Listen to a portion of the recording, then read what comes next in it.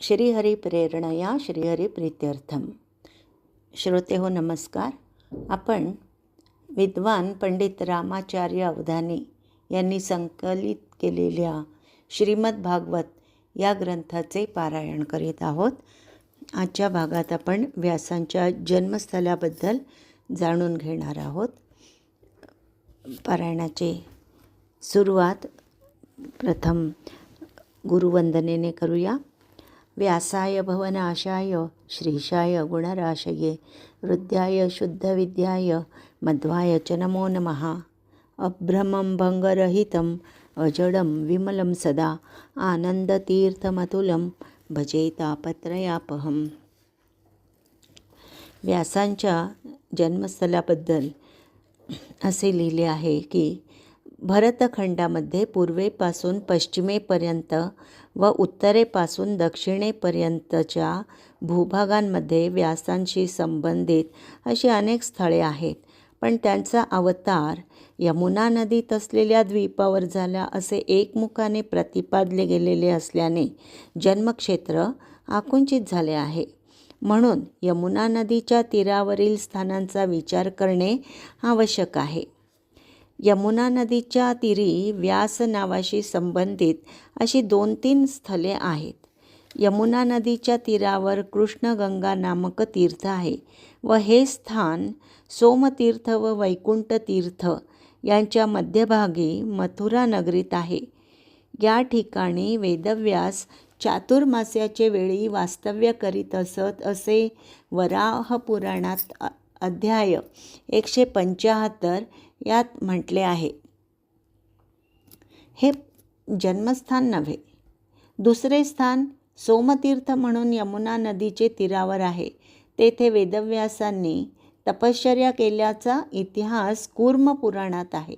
अध्याय 25 श्लोक 39 ते 47 मध्ये म्हटले आहे. म्हणून हे स्थानही जन्मस्थान म्हणून मानता येणार नाही. त्यानंतर मच्छोदरी घाट म्हणून एक स्थान यमुना नदीच्या तीरावर आहे.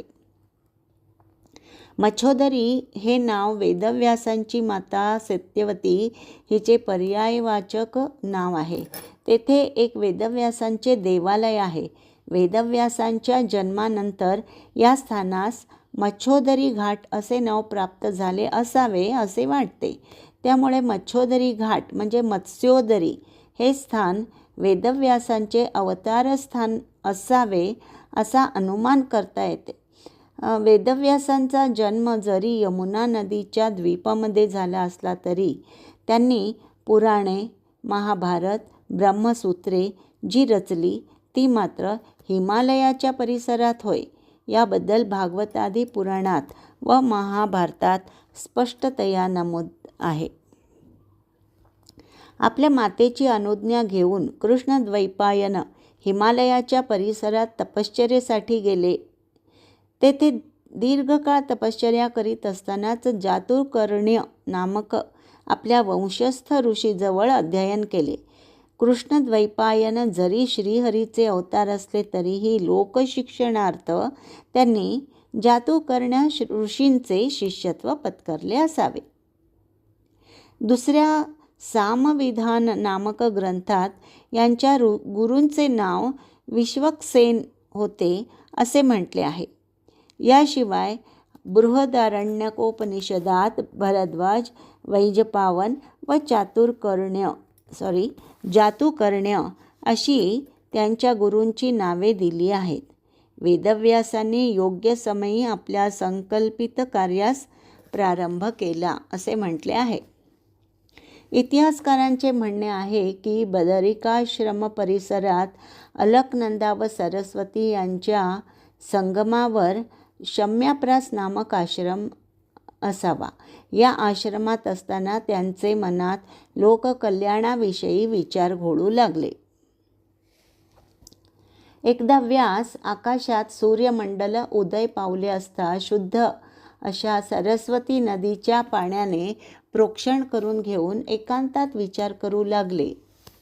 पर व अपर विद्या म्हणजे भूत भविष्य जाणणारे ते व्यास ऋषी अज्ञानगती अशा कालाने प्रत्येक युगायुगामध्ये धर्माचरणात अडचणी येत असलेले पाहून, तसेच कालाच्या योगाने पंचमहाभूतांच्या धर्माचाही ऱ्हास होत आहे. श्रद्धारहित, वाईट बुद्धी, निसत्व आयुष्य क्षीण झालेले, दुर्दैवी असे जन व त्यांच्या वृत्ती वेदव्यासांनी आपल्या दिव्यदृष्टी असलेल्या नेत्रांनी पाहून, अमोघ ज्ञानी असे वेदव्यास सर्व वर्णाश्रमाचे कल्याण कशाने होईल याचा विचार करू लागले. प्रजेमध्ये प्रचलित असणारे वैदिक चातुर्होत्र कर्म शुद्ध राहावे व यज्ञांचा प्रसार व्हावा यासाठी वेदांचे ऋग, यजु, अथर्व व साम असे 4 विभाग केले. तसेच इतिहास व पुराण हेही रचले. त्यांनी रचलेल्या महाभारत ग्रंथास 5वा वेद असे म्हणतात. त्यात ऋग्वेद धारण करणारे पैल नामक ऋषी होते. परमात्मज्ञानी असे जैमिनी मुनी सामगायन करणारे झाले.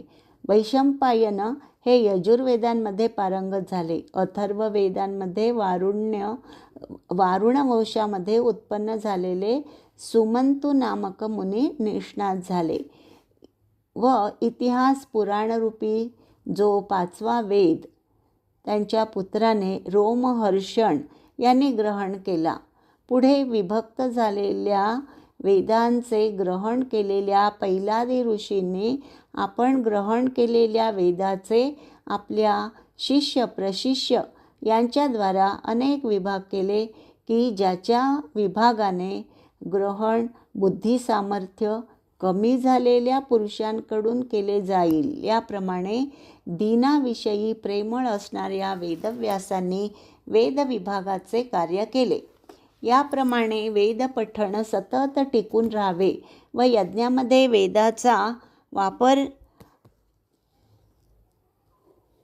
वेदाचा केला जाणारा उपयोग हा व्यवस्थितपणे केला जावा यासाठी वेदव्यासांनी वेदविभाग करण्याचे प्रचंड कार्य केले. वेदविभाग करण्याचे कार्य हे काही सामान्य प्रकारची बुद्धी असणाऱ्याचे काम नव्हे. प्राचीन कालापासून वेदांमध्ये कानामात्रेचाही फरक होऊ नये यासाठी ते मुखोद्गत केले जात असत. सध्या प्रचलित असणारे वेद एकत्रित असताना तो एक वेद मुखोद्गत असावा लागे. त्या वाचून वेदाची विभागणी कशी करता आली असती? वेदाची विभागणी यज्ञकार्य सुलभतेने व्हावे यासाठी केली. यज्ञामध्ये वेदमंत्राचा उपयोग केला जातो. यजमान व यजमान पत्नी यांच्याशिवाय 4 ऋत्विजांची आवश्यकता असते. होता, ऊर्ध्वर्यू, उद्गाता व ब्रह्मा अशी त्या ऋत्विजांची नावे होत. या 4 ऋत्विजांकडे 4 प्रकारची कामे सोपवलेली असतात.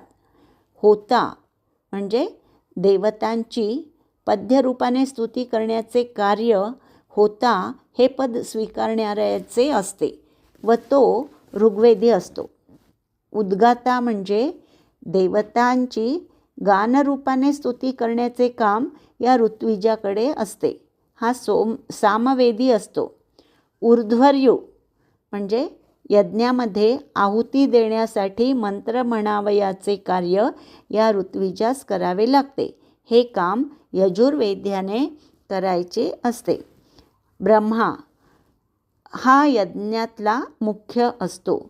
याच्यावर मंत्र बरोबर म्हटले जातात की नाही, यज्ञक्रम बरोबर चालू आहे की नाही हे पाहण्याची जबाबदारी असते. प्रत्येकाच्या हाताखाली 4 ऋत्विज असतात. असे एकूण 16 ऋत्विज असतात. अथर्व वेदांमध्ये तंत्रविद्येस लागणारे मंत्र आहेत. त्यात काही गद्यात्मक तर काही पद्यात्मक मंत्र आहेत. सामान्यतः या मंत्रांचा विनियोग यज्ञात होत नसल्याने असे मंत्र बाजूस काढून अशा मंत्रांचा संग्रह वेदव्यासांना करावा लागला. याप्रमाणे वेदविभाजनाचे कार्य करण्यास अत्यंत वरच्या दर्जाच्या तीक्ष्ण बुद्धिमत्तेची जरुरी आहे.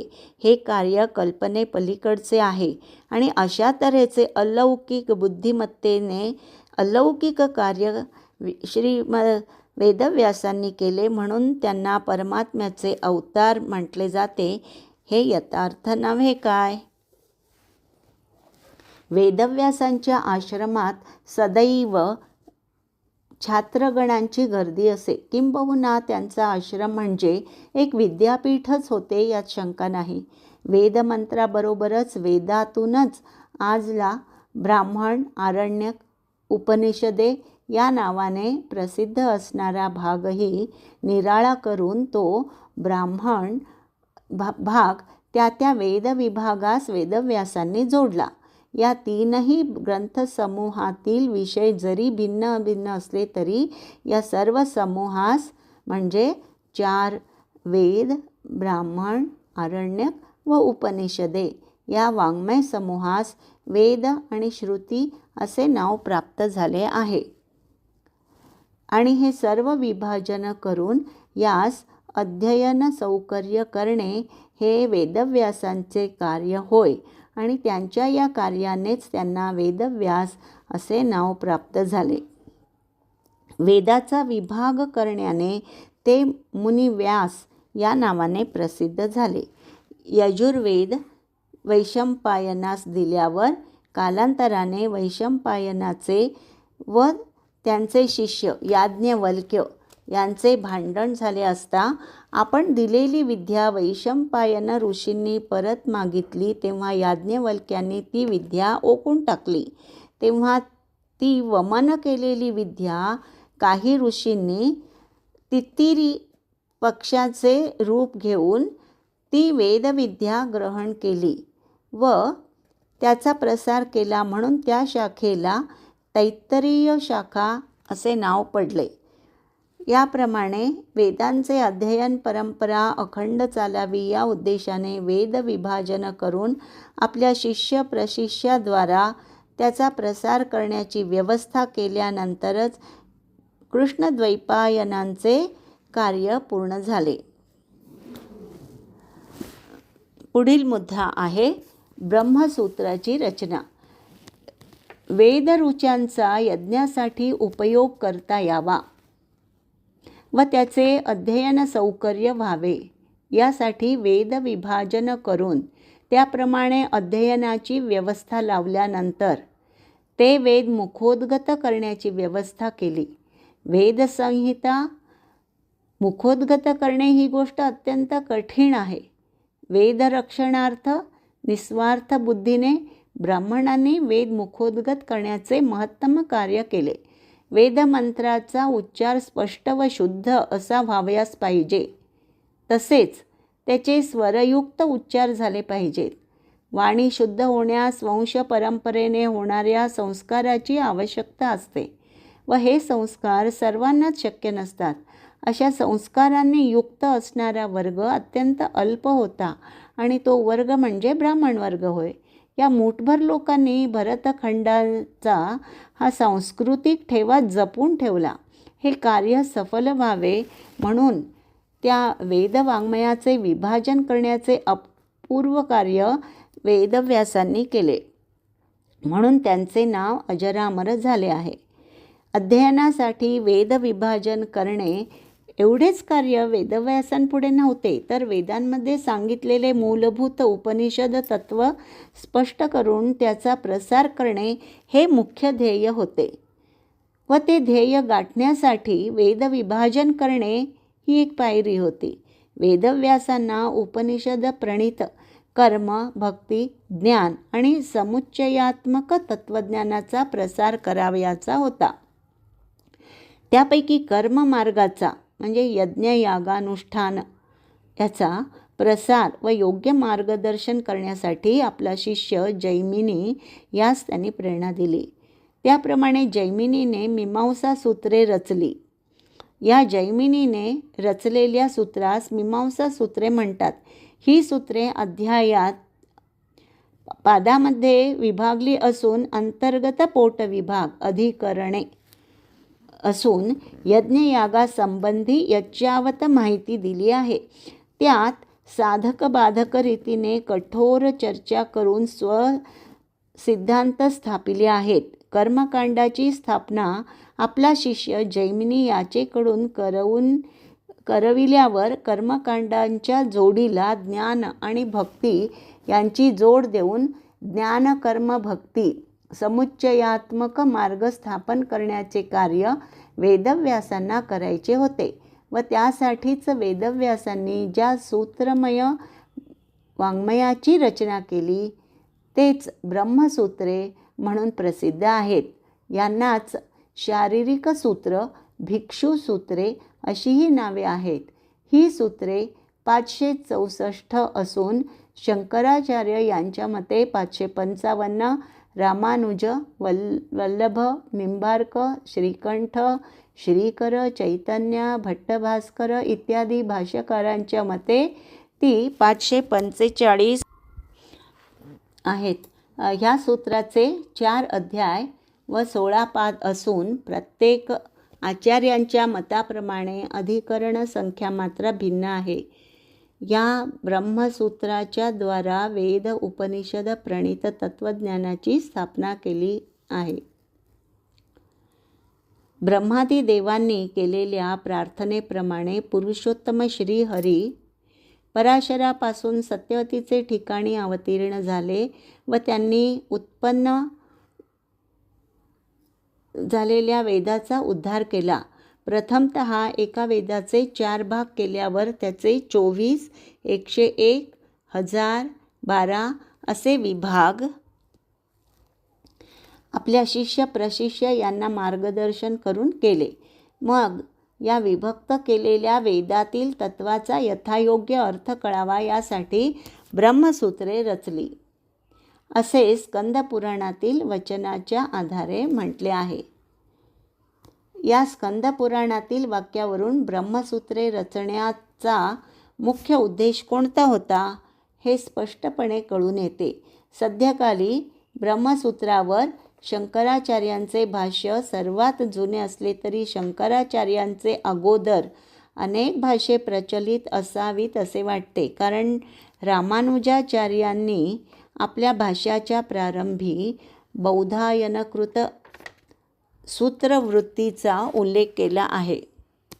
याशिवाय अनेकांनी टक, द्रविड, उपवर्ष इत्यादी भाष्यकारांचा उल्लेख केलेला असल्याने ब्रह्मसूत्रावरील प्राचीनकाली भाष्ये होती यात शंका नाही. या सूत्र समुदायाचे अधिकरण, पाद, अध्याय असे विभाग आहेत. पण हे विभाग कोणी केले याविषयी जोपर्यंत निश्चितपणे सांगता येत नाही तोपर्यंत ही सर्व रचना व्यासांची रचना म्हणून मानावयास हरकत नाही. पण कित्येक आधुनिक संशोधक ब्रह्मसूत्रांचे संस्करण वेदव्यासपुत्र शुकाचार्य यांनी केले असावे असे सांगतात व यास प्रमाण म्हणून काही लोक श्लोक उद्धृत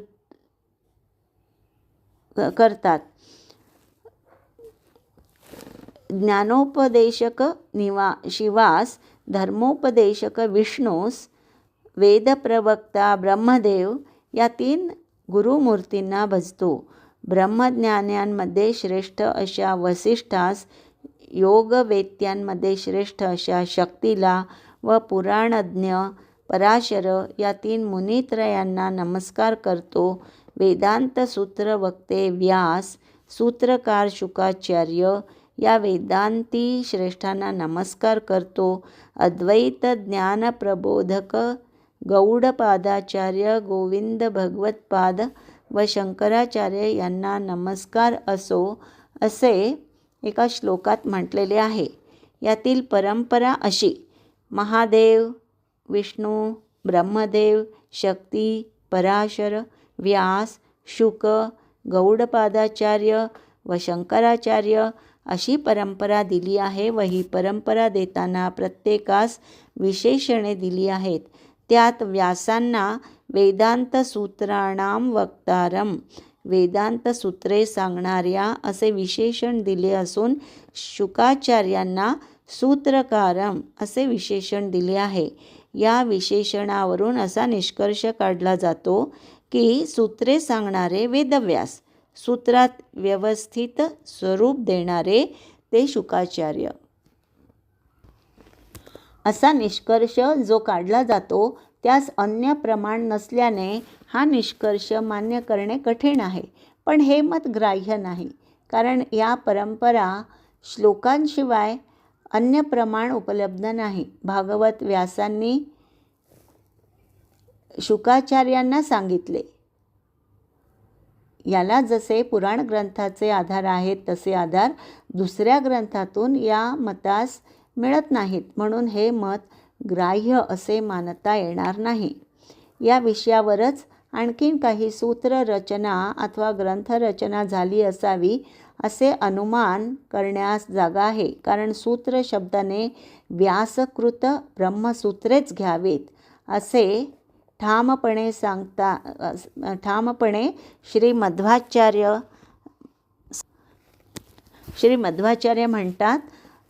सूत्र शब्दाने कृष्णद्वैपायन प्रणीत ब्रह्मसूत्रेच घ्यावीत. इतरांनी रचलेली सूत्रे घेऊ नयेत, कारण ही सूत्रे विशेषणरहित असून मुख्य आहेत.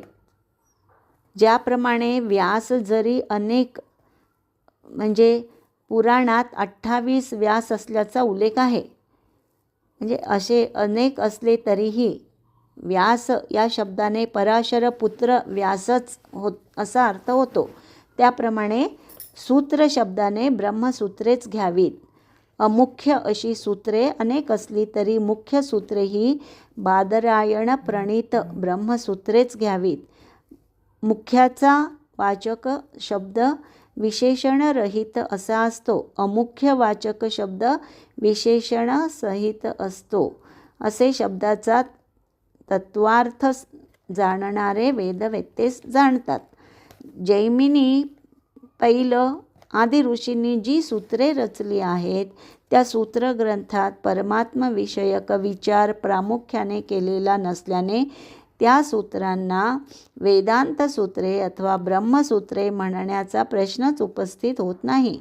जैमिन्यादी ऋषींनी रचलेली सूत्रे ब्रह्मविषयक सूत्रे नसल्याने ती सूत्रे आपोआप वगळली जातात. या उतार्याचे तात्पर्य इतकेच की वेदांत सूत्रे म्हणून अनेक संग्रह असावेत. या सूत्रांपैकी कोणत्या समूहास ब्रह्मसूत्रे म्हणावीत असा प्रश्न उपस्थित झाला असता त्यास निःसंशयरित्या उत्तर दिले गेले की ब्रह्मसूत्रे म्हणजे बादरायण वेदव्यासांनी रचलेली सूत्रे तीच होत. शिवाय बादरायण वेदव्यासांनी आपल्या सूत्रात इति औडुलोमी इति आश्मरथ्य इति बादरीही असे उल्लेख केले आहेत. ते काही वैयक्तिक नव्हेत, त्यांचे ग्रंथ असले पाहिजेत व त्याचाही थोड्याफार प्रमाणात प्रसार असला पाहिजे. म्हणूनच बादरायण वेदव्यासांनी आपल्या सूत्रग्रंथामध्ये त्याचा आवर्जून उल्लेख केला आहे. पण हे सर्व ग्रंथ कालप्रवाहात लुप्त झाले आहेत. इतकेच नव्हे तर ब्रह्मसूत्रावरील भाष्य ग्रंथ उपवर्ष, टंक, द्रमिड, बौधायन इत्यादी ग्रंथही आज उपलब्ध नाहीत. तात्पर्य: वेद विभाजनाचे कार्य संपल्यावर ज्ञान, कर्म, भक्ती समुच्चयात्मक तत्त्वज्ञानासाठी बादरायण वेदव्यासांनी ही वेदांत सूत्रे अथवा ब्रह्मसूत्रे रचली आहेत. ही ब्रह्मसूत्रे किती होती याविषयी पुराणांतरी अन्य अथवा इतरत्र काही प्रमाणे आढळत नाहीत. प्रत्येक आचार्यांनी ग्रहण केलेल्या सूत्रसंख्येत फरक आहे. तरीही भावी कालात या ब्रह्मसूत्रास अतिशय महत्त्व प्राप्त झाले आहे. ब्रह्मसूत्रे व गीता या दोन ग्रंथांचा उपनिषदाबरोबर प्रस्थानत्रयीत समावेश होऊन त्यावर भाष्य करणाऱ्यांनाच आचार्य पदवी प्राप्त होत असे. यावरूनच या ब्रह्मसूत्राचे महत्त्व कळून येते. तात्पर्य: ही वेदांत सूत्रे अथवा ब्रह्मसूत्रे रचून उपनिषद प्रणीत तत्त्वज्ञान विद्वानांपुढे ठेवले आहे.